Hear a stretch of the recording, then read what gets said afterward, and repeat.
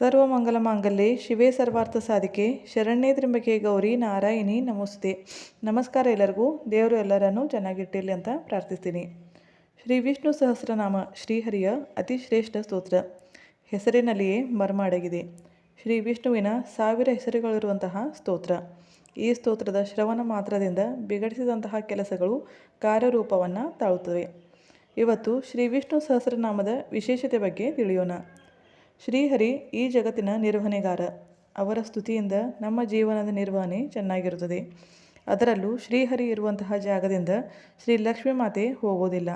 ಯಾವ ಮನೆಯಲ್ಲಿ ಶ್ರೀ ವಿಷ್ಣುವಿನ ಜಪ ಧ್ಯಾನ ಸೇವೆ ಆಗುತ್ತೋ ಅಲ್ಲಿ ಶ್ರೀ ಲಕ್ಷ್ಮೀ ಮಾತೆಯ ಸ್ಥಿರ ವಾಸ ಇರುತ್ತದೆ. ಲಕ್ಷ್ಮೀ ಮಾತೆಗೆ ತನಗಿಂತ ತನ್ನ ಪತಿಯ ಸೇವೆ ಇಷ್ಟ. ಶ್ರೀ ವಿಷ್ಣು ಸಹಸ್ರನಾಮ ಸ್ತೋತ್ರ ಅಪಾರ ಶಕ್ತಿಯುತವಾದ ಸ್ತೋತ್ರವಾಗಿದೆ. ಶ್ರೀಕೃಷ್ಣ ಅರ್ಜುನನಿಗೆ ಬೋಧಿಸಿದಂತಹ ಬೋಧ ಇದು. ಇದರ ಒಂದೊಂದು ಸಾಲು ಮಂತ್ರವಾಗಿದೆ. ಶ್ರೀಹರಿಯ ಒಂದೊಂದು ಹೆಸರಿನಲ್ಲೂ ಕೂಡ ಅಪಾರವಾದ ಶಕ್ತಿ ಇದೆ. ಸಂಸ್ಕೃತದಲ್ಲಿರುವಂತಹ ಈ ಸ್ತೋತ್ರ ಓದಲು ಕಷ್ಟ ಅನಿಸುತ್ತೆ.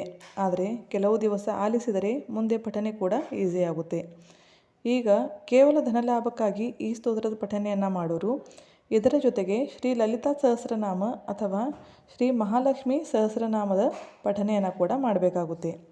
ಬೆಳಗ್ಗೆ ಹೊತ್ತು ಶ್ರೀ ವಿಷ್ಣು ಸಹಸ್ರನಾಮವನ್ನು ಪಠಿಸಬೇಕು. ಸಂಜೆ ದೇವಿಯ ಸ್ತೋತ್ರವನ್ನು ಪಠಿಸಬೇಕು. ಸಂಕಲ್ಪ ಮಾಡಿ ನಿಮ್ಮ ಸೇವೆಯನ್ನು ಪ್ರಾರಂಭ ಮಾಡಬೇಕು.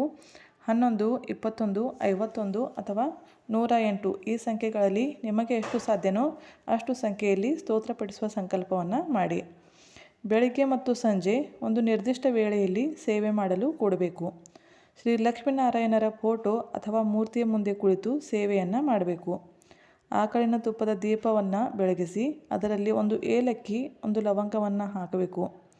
ನಿಮ್ಮ ಇಚ್ಛೆಯನ್ನು ದೇವರಲ್ಲಿ ಹೇಳಿ ಇಂತಿಷ್ಟು ದಿವಸ ನಿಮ್ಮ ಸೇವೆಯನ್ನು ಮಾಡ್ತೀನಿ, ನನ್ನ ಇಚ್ಛೆಯನ್ನು ಪೂರ್ತಿಗೊಳಿಸಿ ಅಂತ ವಿನಂತಿಯನ್ನು ಮಾಡ್ಕೋಬೇಕು. ಸಂಕಲ್ಪ ಮಾಡಿದಂತಹ ದಿನಗಳಲ್ಲಿ ನಿರ್ದಿಷ್ಟ ವೇಳೆಯಲ್ಲಿ ನಿತ್ಯ ತಪ್ಪದೆ ಸೇವೆಯನ್ನು ಮಾಡಿ. ನಿಮ್ಮ ಇಚ್ಛೆ ತಕ್ಷಣ ಕಾರ್ಯರೂಪವನ್ನು ತಾಳುತ್ತದೆ.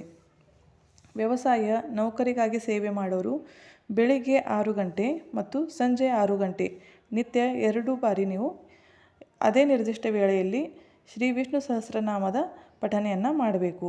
ಇದು ಶೀಘ್ರ ಫಲಿಸುವಂತಹ ಸೇವೆಯಾಗಿದೆ. ಮಕ್ಕಳಿಗೆ ಇರಲಿ ಅಥವಾ ದೊಡ್ಡವರಿಗೆ ಇರಲಿ ಅತಿ ಜ್ವರ ಬಂದಾಗ ಆ ವ್ಯಕ್ತಿಯ ತಲೆಯ ಮೇಲೆ ಕೈ ಇಟ್ಟು 3 ಸಲ ಕಂಟಿನ್ಯೂ ಆಗಿ ಶ್ರೀ ವಿಷ್ಣು ಸಹಸ್ರನಾಮ ಸ್ತೋತ್ರವನ್ನು ಪಠಿಸಬೇಕು. ಇದರಿಂದ ತಕ್ಷಣ ಜ್ವರ ಕಡಿಮೆಯಾಗುತ್ತದೆ. ಇದು ಅನುಭವ ಸಿದ್ಧ ಸೇವೆಯಾಗಿದೆ. ನಿತ್ಯ ಕೂಡ ಸಂಕಲ್ಪರಹಿತವಾಗಿ ಕೇವಲ ಶ್ರೀಹರಿಯ ಸೇವೆ ಅಂತ ಈ ಸ್ತೋತ್ರದ ಪಠನೆಯನ್ನು ಮಾಡೋರಿಗೆ ಅವರು ಹೇಳದಂತಹ ಇಚ್ಛೆ ಕೂಡ ಫಲಿಸುತ್ತದೆ. ಅಂಥವರ ಮೇಲೆ ಶ್ರೀ ವಿಷ್ಣುವಿನ ಕೃಪಾದೃಷ್ಟಿ ಯಾವತ್ತೂ ಇರುತ್ತದೆ.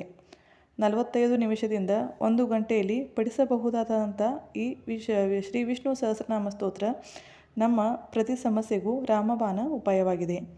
ನಿಮ್ಮ ಮನದಾಳದ ಇಚ್ಛೆಯ ಪೂರ್ತಿಗಾಗಿ ತಪ್ಪದೆ ಶ್ರೀ ವಿಷ್ಣು ಸಹಸ್ರನಾಮ ಸ್ತೋತ್ರವನ್ನು ಪಠಿಸಿ. ಶುಭ ಆಗೇ ಆಗುತ್ತದೆ. ಶುಭವಾಗಲಿ. ಬೈ. Take care.